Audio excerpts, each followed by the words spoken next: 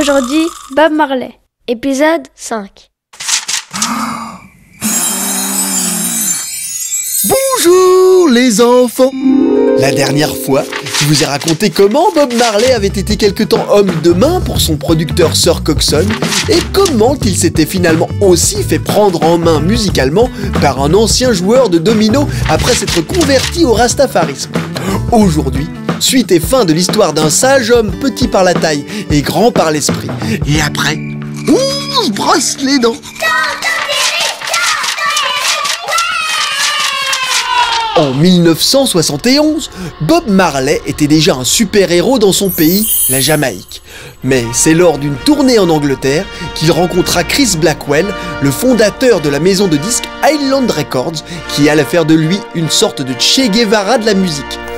Les Wailers enregistrent leur premier disque, Catch a Fire, qui met le feu aux poudres, puis tout de suite après, Burnin', qui explose au visage de la planète avec des chansons comme Get Up Stand Up ou Small Axe. J'ai rien compris.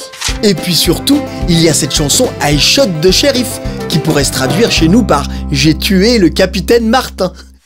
Ben oui, parce que dans nos pays, les policiers passent souvent pour les gentils. Quoique. Mais en Jamaïque, par exemple, et pour Bob Marley en particulier, les policiers étaient des méchants.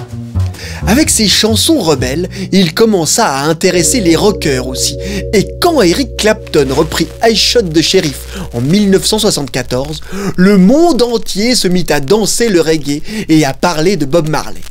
Mais malheureusement, ces chansons révolutionnaires étaient loin de plaire à tout le monde, et les hommes politiques jamaïcains commençaient à avoir un peu peur de lui.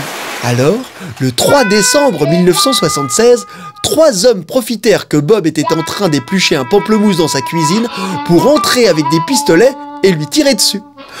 Don Taylor, son manager, reçut aussi 5 balles dans le dos.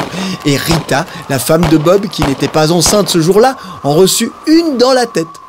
Mais personne ne mourut, et Bob fit même un concert 2 jours plus tard à Kingston. C'est complètement fou. J'ai oublié de vous dire que Bob Marley faisait tout le temps du foot, et qu'un jour, il se fit très mal au gros orteil pendant un match à Paris en 1977. Comme son bobo saignait tout le temps, il fit une prise de sang, et le docteur lui dit qu'il avait un cancer.